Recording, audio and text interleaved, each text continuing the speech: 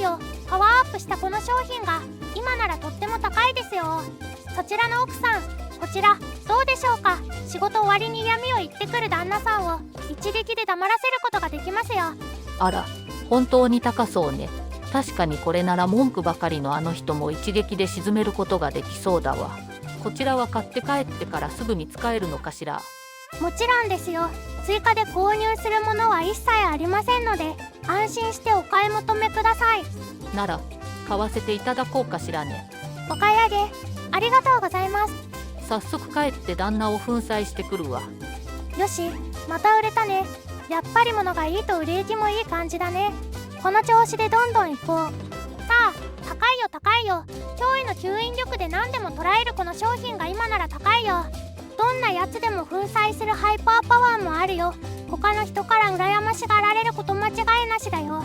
しかも使えば使うほど安全に運用できるお守り機能もついているよ。こんなに高いのは今だけだよ。いかがですか。ナコ、お前何を売ってるのだ。ずんだもん、いらっしゃいませ。ずんだもんもいかが。今ならとっても高いよ。高い商品をおすすめするって一体何なのだ。吸引力とか言ってたけど掃除機、いや粉砕するとか言ってたからルンバ的なやつ。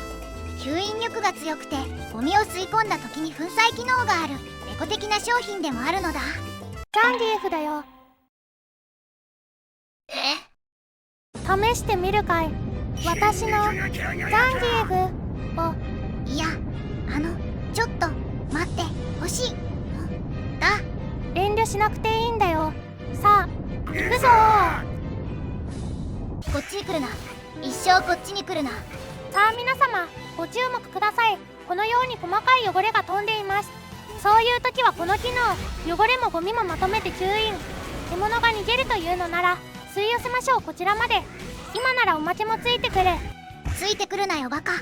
いいだろう、そっちがその気なら僕もやってやる。僕の優美脚がどうですか皆さん。このように細かいゴミだけでなく大きなゴミも粉砕します。エコ、お前さっきから僕のキャラのことゴミって言うな。嫌だと言ったら許さねえ。僕は怒ったぞ。ザンギエフのパンは4フレーム発生ではない。つまり陣内極油断発生に対する反撃不定はパンでは無理。陣内極油断発生、油断発生なら適量リスク。油断発生を引きさせて中断発生からヘカのクリーンタップを迫りつける。いける、これならいけるぞ。僕の陣内パニッシュカウンター出てるんだけど各てい陣内的時弾派生はガードされてマイナス5フレーム。そしてザンギエフのスクリューパイルドライバーの発生は5フレームだよ。どうでしょう皆様。このように細かい隙間のゴミも見逃しません。洗浄力も高いですよ。高いってそういう意味かよ。さあ皆様、大目玉です。頑固な汚れもすっきりさせる驚異の破壊力をご覧ください。頑固な汚れの削れ具合にご注目。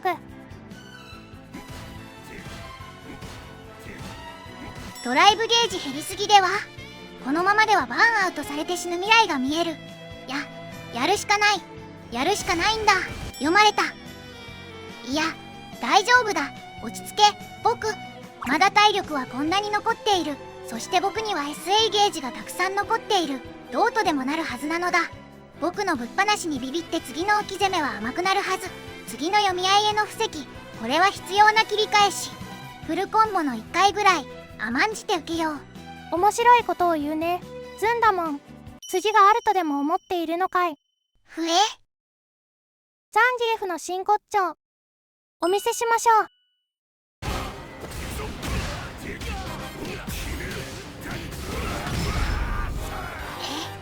待って待って、やられないよね。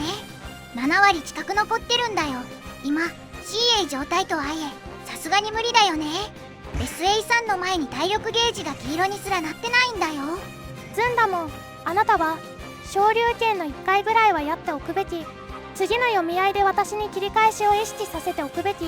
きっとそういう安易な気持ちだったんだろうね。一つ良いことを教えてあげよう。ずんだもん、打撃と駒投げのじゃんけんを迫り続けるコマンド投げキャラクターが本当に待っているものは、駒投げが決まる瞬間ではなく打撃卓が通る瞬間でもない。本当に待っているもの、それは無敵技をガードすることだよ。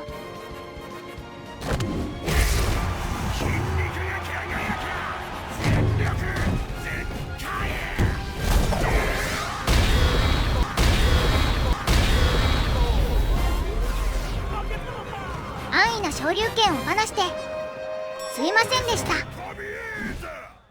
いいやられっぷりだ。さあ、あなたも今日からザンギーフいかがですか？いかがですかじゃないよ。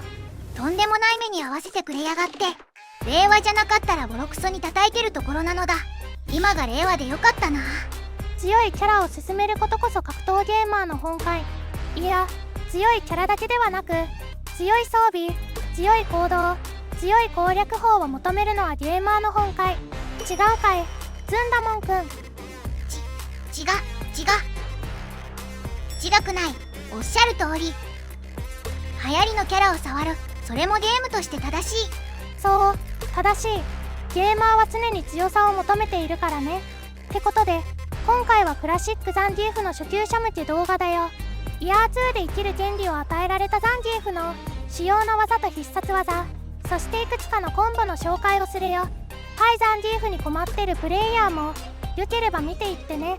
まずザンギーフについて、スト2からいる古来からのキャラクターの一人で、赤地サイクロンの異名を持つよ。マノンやリリー同様でいわゆる投げキャラで、格闘ゲーム史において投げキャラの元祖とも言えるキャラだね。筋肉と祖国を愛してやまな暑苦しいキャラクターとして描かれているけど、休日には本を読んで過ごしたりと知的な面もあるよ。インテリマッチョなのだ。鋼の肉体と確かな知恵を持つすごい男なのだ。パッと見は悪人顔なんだけどな。スト2の頃は今だと絶対許されなさそうな過激なセリフもあったから、もともとは悪役設定だったかもね。ロシアの大地をお前の血で染めてやろうか。今でなくても危なすぎてやばいよね。現在だとユニークな性格の人格者であるという設定に落ち着いたんだろうね。そんなザンギエフだけど、スト6でも投げキャラクターとして発売初期から参戦。もちろんコマンド1回転を求めるコマ投げ、スクリューパイルドライバーも健在。パワーファイターとしてその存在感を示しているよ。発売当初は最弱候補とまで言われてしまうほど評価が低かったのだけども、2024年5月のアップデートにて様々な強化調整をもらったことにより、今ではいろいろな場面で嫌がられるほど猛威を振るっているよ。投げキャラが嫌われていると格闘ゲームだなって感じがするね。それは本当にそう。僕もポチョムキンとかクラークとか大嫌いだから、漏れなくこいつも嫌いなのだ。打撃タク減りすぎだろこいつ。なんだ6割超えのフルコンボって。必死こいたコンボで5割出す剣に謝れ。ザンギーフは剣に謝ってほしいと思うけどね。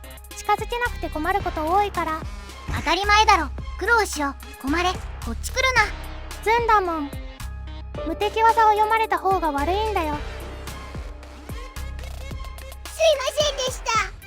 じゃあザンギーフの主要の通常技、特殊技から紹介するね。この動画で紹介するもの以外の技もブログでまとめてあるから、よければ見に来てね。ブログの方もよろしく頼むのだ。まず5強パンチだね。発生は遅いけどリーチが長い通常技で、ボタンホールドによって性能が強化される技だよ。マリーザの超攻撃みたいな感じだね。ボタンホールドすることで上半身にスーパーアーマーが付与されるから、上半身に向けられた攻撃であれば1回だけ耐えることができるよ。打撃技の他に波動拳やソニックブームといった飛び道具も耐えるし、対空で使ったりもするよ。また攻撃モーションの出し始めからガード待機判定、影縫いがつくから、技の範囲内であれば相手は後ろ下がりで避けることはできないよ。影縫い判定マジで偉いよね。これは素直に羨ましいのだ。全キャラにくれ。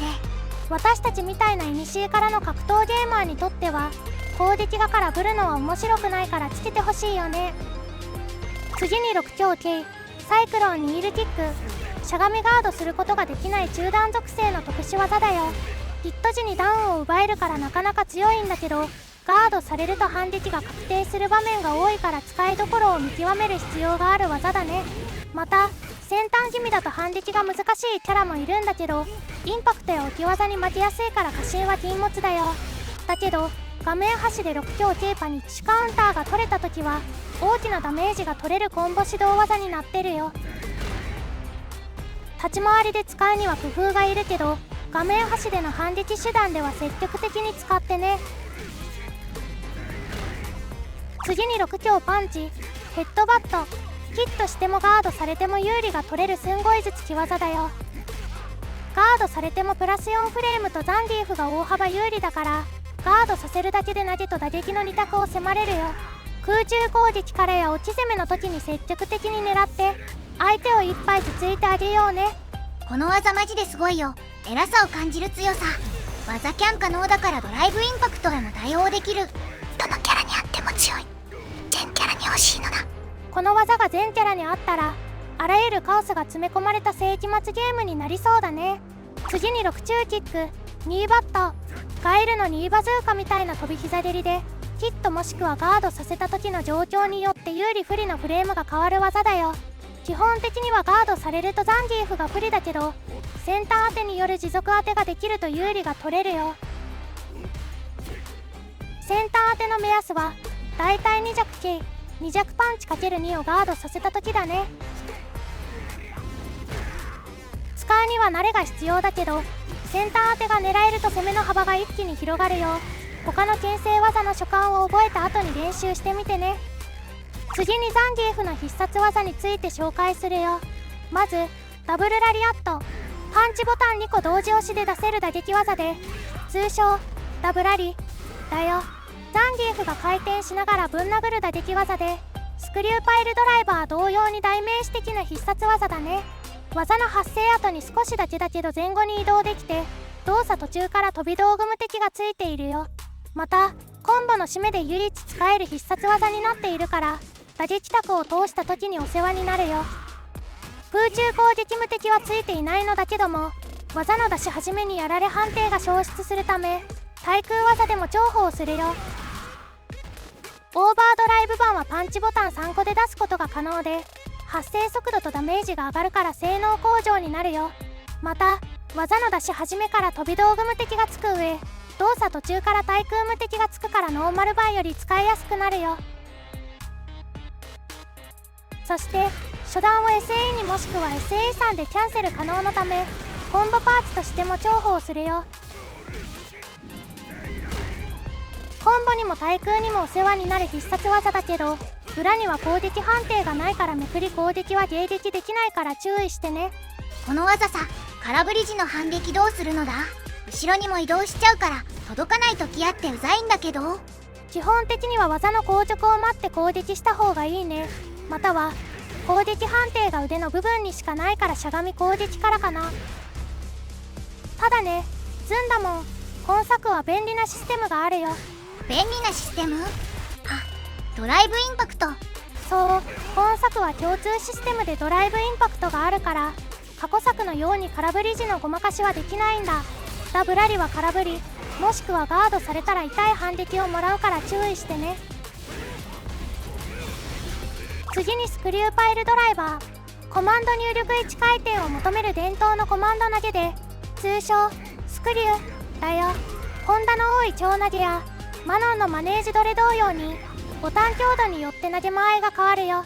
ボタン強度が低いほど投げ間合いが広がるけどダメージが下がり、ボタン強度が高いほど投げ間合いが狭まるけどダメージが上がるよ。今日番が一番投げ間合いが狭いけど、それでも通常投げよりは間合いが広いよ。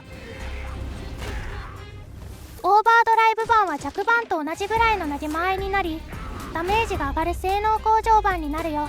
ザンギーフはオーバードライブダブルラリアットを中心にドライブゲージを回したいのが本音だけど、使わないともったいないほどの投げ技だから、相手のとどめが見えた時とかに使ってね。格闘ゲームはコマンドの簡略化が流行っているのに、昔と変わらず1回転入力にしたのは伝統って感じがするのだ。でも慣れてないときついよね。なんか入力のコツあるのだ？コツになるかはちょっと自信ないけど、コマンド入力の仕様として1回転入力はどこから始めても良いってのがあるよ。どこから始めてもいい？どういうこと？ゲームの中での表記や公式ページの表記だと前入力から下にかけて入力してるのだけど、別にこの表記通りの1回転でなくてもスクリューは出るんだ。例えば後ろ入力から下にかけての1回転でも出るし、下入力から前か後ろにかけての1回転でもコマンドは成立するよ。例えば前ステップからは6枚入力から下にかけて1回転、しゃがみコパンや小足からは下方向から1回転、相手の投げを読んだバックステップから出すときは後ろ入力から1回転とかね。どの方向キー、右回り左回り関わらず1回転入力で出るから、状況に応じて使い分けるといいね。自分の入力しやすい回転方法で出せるように入力方法を模索してみてね。次にボルシチダイナマイト、空中専用の必殺技で空中の相手を掴む駒投げだよ。略称はボルシチだけどスクリューと押すボタンは違うけどコマンド入力が一緒だから空中スクリューでも通じるよ。ザンギーフの投げを嫌がって空中に逃げた相手を捕まえることができるよ。ノーマル版はボタン強度による性能の違いはなくて、オーバードライブ版は投げ前とダメージが上がる性能向上になってるよ。また特定のコンボの締めとしても使うよ。低空ボルシチってやつだね。ボタンが違うけどコマンドがスクリューと一緒ってことはコマンド入力の仕様も一緒？そうだからコンボで使う際に安定してできないときは入力方法を変えてみると良いよ。低空ボルシチ入力のおすすめは下方向から前にかけての1回転だよ。この入力だとロシアンスープレックスと被らないからおすすめだよ。低空ボルシチコンボで困っているプレイヤーは試してみてね。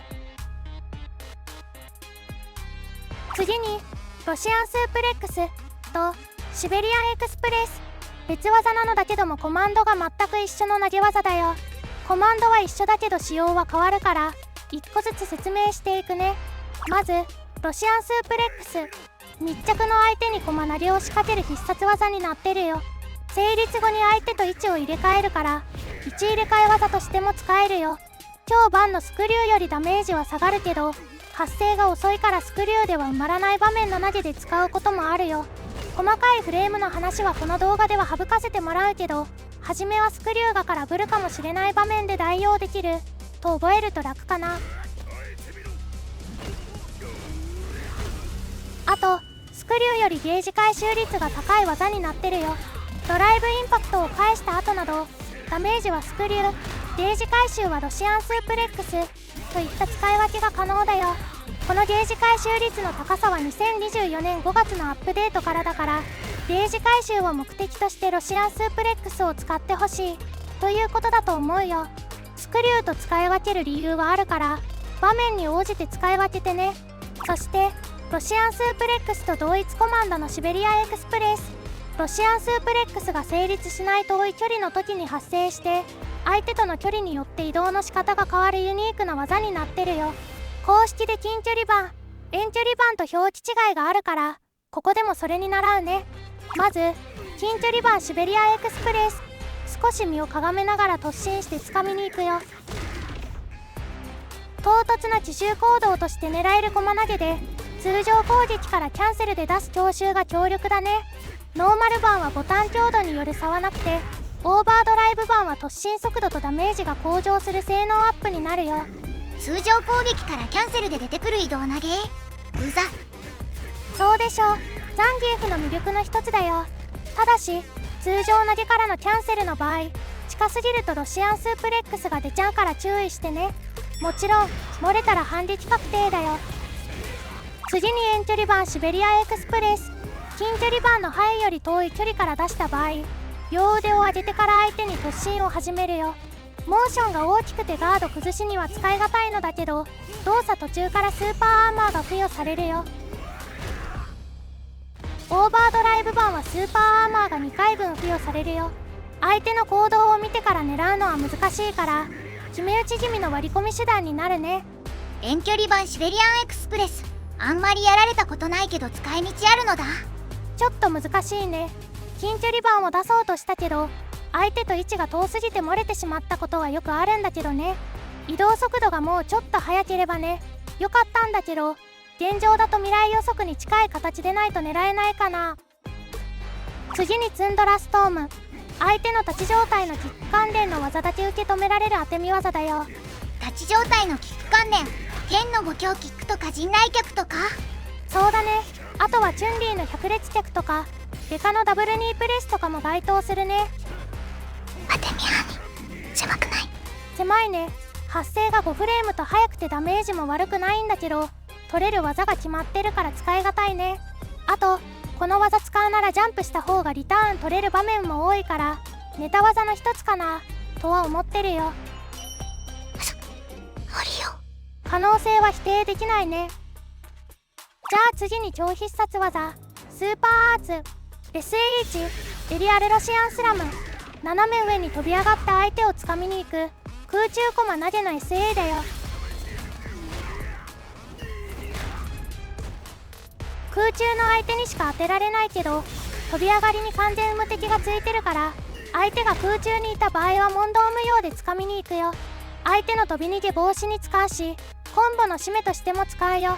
つかめる対象が空中の相手のみと場面が限られているけど、その分ダメージが3500とめちゃくちゃ高い技になってるよ。 3500？ 剣の SH は2100ですけど、3500って何？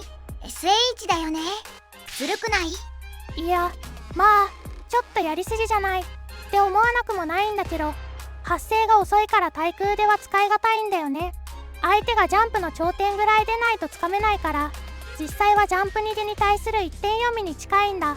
スクリュー狙うみたいなものだからダメージは許してほしいな。対空じゃなくて先読みに近いのか。なるほど、大変そうなのだ。なんていうわけないだろう。この SA はコンボにも使ってるだろう。バレたか。まあ確かにゲージ1本で使える割にはかなりお得な SA だね。ゲージを回すという意味でも積極的に使いたいから、まずはコンボで所感を覚えてみてね。 SA にサイクロンラリアット、スト5の V トリガーだった技で相手を吸い寄せて攻撃をする技だよ。吸い寄せ効果の範囲がかなり広いから遠くの相手でも問答無用で引き寄せるよ。まさに驚異の吸引力だね。うぜ発生は遅いんだけどで初めに完全無敵がついて、攻撃動作中は飛び道具無敵がついてるよ。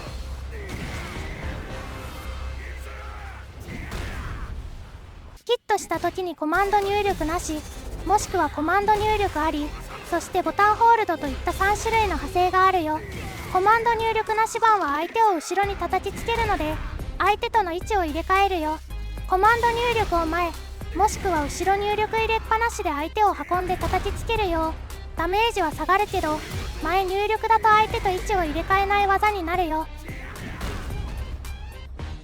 ボタンホールド版は引き寄せた後に連打攻撃を浴びせた後相手を大きく打ち上げるよ。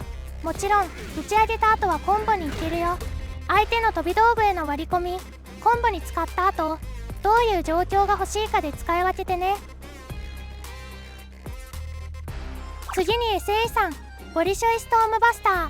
相手を掴んだ後に演出に入る大技でレバー2回転入力を求める SA だよ。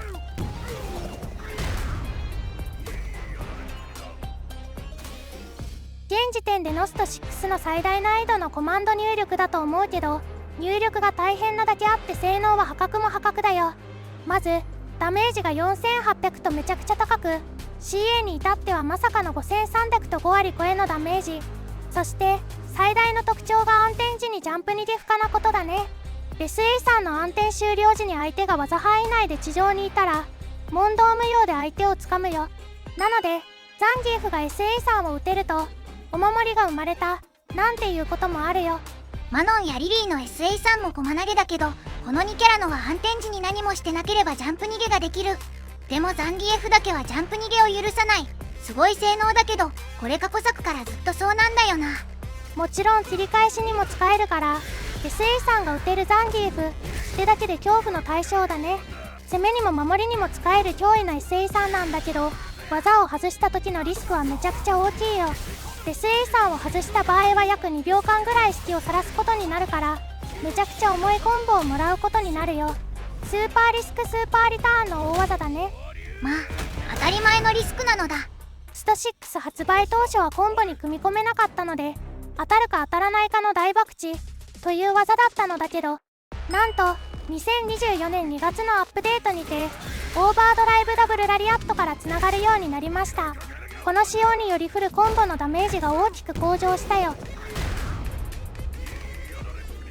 積極的に組み込んで相手の体力を溶かしてあげようね。なんでだよ。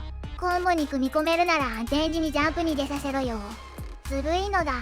ずるすぎるのだ。この技剣にもくれよ。欲しがりすぎでしょ。ズンだもん。フィンファンネルがついてるのに、さらにドラグーンとシールドファンネルと挙句の果てにアトミックバズーカまで欲しがるレベルでしょ。通らないよ。だって楽して勝ちたいんだもん。エレパワーズや。じゃあザンギエフの基礎コンボを紹介するね。ザンギエフは覚えるべきコンボの種類が少ないから、そういう意味では他のキャラよりシティは低いのだけども、投げを通すためには打撃卓のコンボダメージは妥協できないんだ。なので常に最適解を狙う気持ちでいたいね。まあ投げキャラだしね。闘技キャラと違って様々な場面からコンボするようなキャラでもないのだ。そうだから基礎的なコンボと反撃確定時のコンボを覚えた後はもうとにかく対戦の数をこなすことをおすすめするよ。再度の宣伝になるけど、ここで紹介していないコンボもブログに載せてるからよければ見に来てね。よろしく頼むのだ。まず2弱キ2弱パンチダブルラリアットオアオーバードライブダブルラリアット。小技からの基本的な打撃卓になるんだけど、距離が遠いとダブラリが届かないから注意してね。距離の見極めが難しいと判断した場合はオーバードライブダブラリを使うことから始めてみてね。小技3回刻むと届かないのだ。オーバードライブダブラリなら届くけどノーマル版ダブラリは届かないね。だからザンギエフの小技は不用意に連打するともったいなかったりするよ。ジャンプ中キック三重パンチダブルラリアット。三重パンチが技キャン可能の特殊技なんだけど、ヒット確認ができるからガード設定をランダムにして練習してみてね。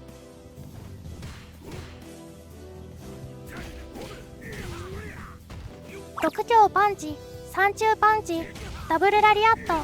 超攻撃からの基礎コンボだよ。ドライブラッシュを使ったフルコンボでも使うから、この流れは絶対に覚えてね。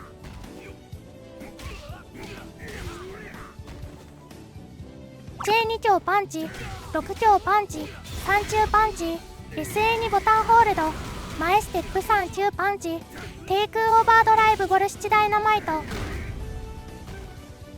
相手と位置を入れ替えたいときは SA2 の入力なし版やコマンド入力版を使ってね。対空オーバードライブダブルラリアット SA2 ボタンホールドオーバードライブボルシチダイナマイトオア SA リーチ。オーバードライブダブルラリアットで対空を取った際の SA2 コンボだよ。ボタンホールドと表記したけど SA2 空中ヒットは自動的にボタンホールドバーになるよ。 SA3 のぶっ放しを警戒してジャンプした相手に決めてあげると相手の心をバキッと折ることができるよ。ぜひ狙ってね。もうちょっとマシな言い方ないのな。次にドライブラッシュコンボ小技ドライブラッシュ2弱パンチ三重パンチダブルラリアット。小技からのドライブラッシュコンボの基本形だよ。絶対できるようになろうね。2中パンチオア三重パンチドライブラッシュ2中パンチ三重パンチダブルラリアット。6強パンチ三重パンチドライブラッシュ2中パンチ三重パンチダブルラリアット。6強パンチ三重パンチドライブラッシュ2中パンチ三重パンチオーバードライブダブルラリアット。 SA3 リーサル状況で打撃卓が入った時のためにしっかり練習しようね。次にドライブインパクトコンボ画面端ドライブインパクトヒットアガード三重パンチダブルラリアット。画面端ドライブインパクトヒットアガード三重パンチオーバードライブダブルラリアットにヒット低空オーバードライブボルシチダイナマイト。自分画面端ドライブインパクトかにプシカウンター前ジャンプ2強パンチダブルラリアット。自分が画面端に追い詰められた際の入れ替えコンボだよ。便利な入れ替えコンボだけどオーバードライブダブラリに変えてもコンボ制限で SA2 にはつなげられないので注意してね。次に反撃確定コンボ無敵技ガード2強パンチドライブラッシュ6中キック三重パンチダブルラリアット。2024年5月のアップデートより可能になった反撃確定時の基本だよ。まずはこのコンボから覚えてみてね。相手が面端、無敵技ガード、6強 K、三中パンチ、オーバードライブダブルラリアット、低空オーバードライブボルシチダイナマイト。画面端付近で狙える6強 K 指導の反撃確定コンボだよ。SA ゲージを使っていないのに5割超えのダメージを出すから、画面端での反撃コンボにぜひ取り入れてね。 SA ゲージ使わなくてもこんなに減るんだ。僕もう画面端でオーバードライブ昇竜拳で切り返すのやめるのだ。すごいでしょ。画面端で無敵技をパナしたことを後悔させてあげられるコンボだよ。でも6強 K の発生が遅いからチュンリーの SAH とかには間に合わないから注意してね。そして反撃確定のリーサルコンボ、無敵技ガード、ドライブラッシュ6強パンチ、6強パンチ、3中パンチ、ドライブラッシュ2中パンチ、3中パンチ、オーバードライブダブルラリアット、 SA3。 反撃確定時のスーパーリーサルコンボだよ。このコンボができると相手の無敵技を待つのが楽しみで仕方なくなるから、ぜひできるようになってね。オープニングで僕がもらったハイパーコンボだ。 CA じゃなくても6割消し飛ぶんだ。何このキャラやば。ズンダモンどうかな。ザンギエフ使いたくなってきたでしょ。その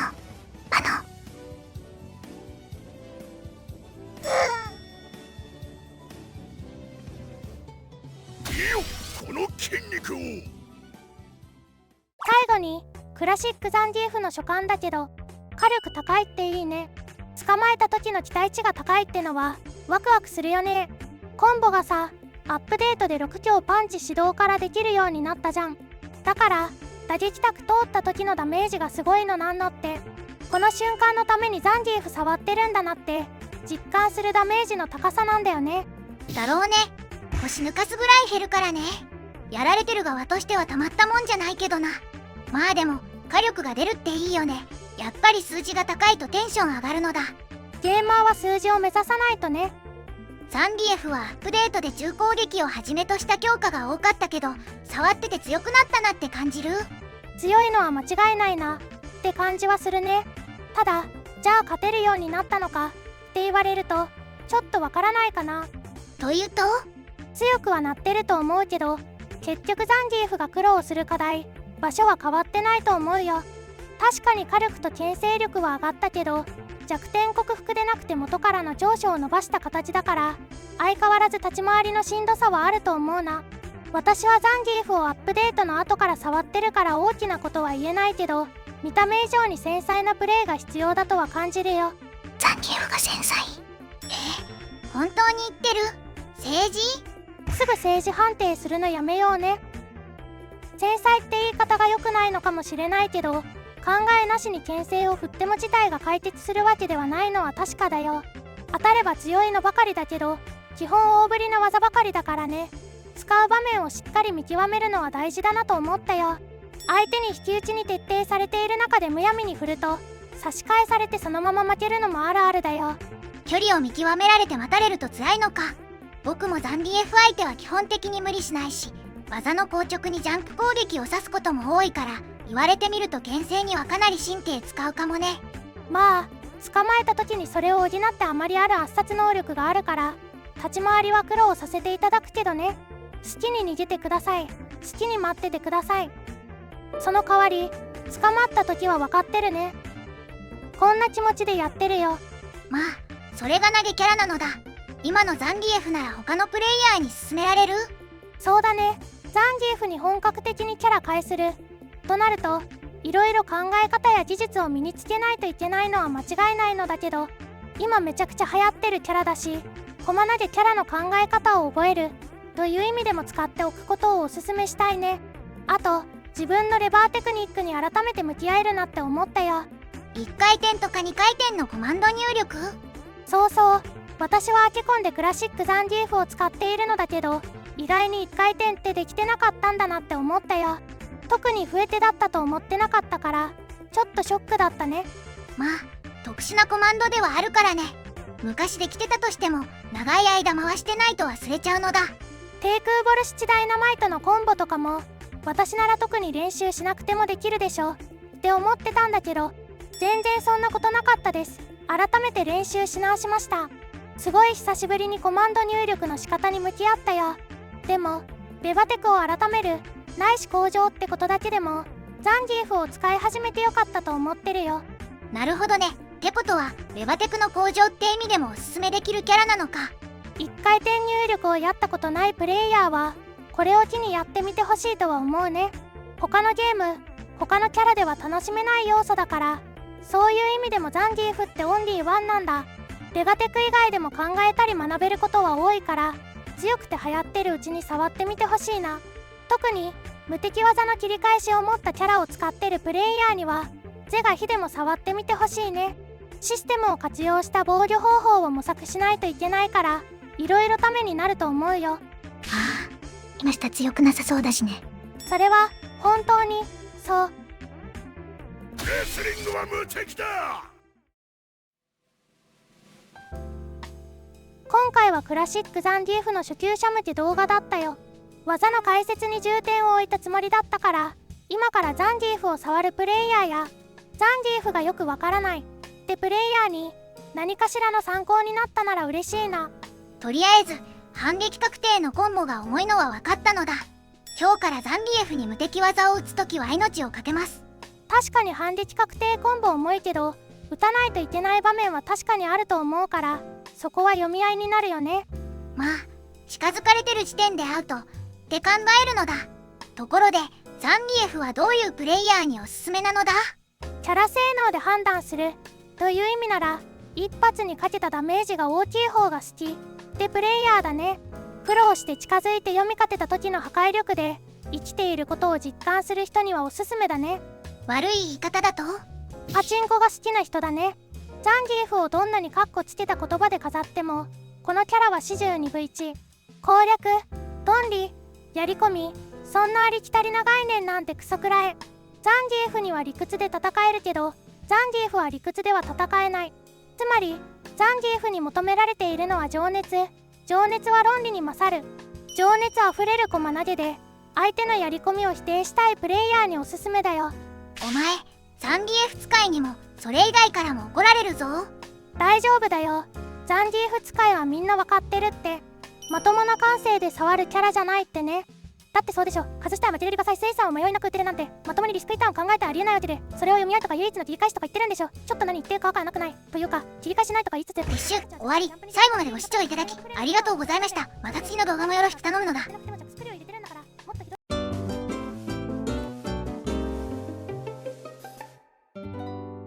ザンギエフを使うとランクも1点抜けが嬉しくなる。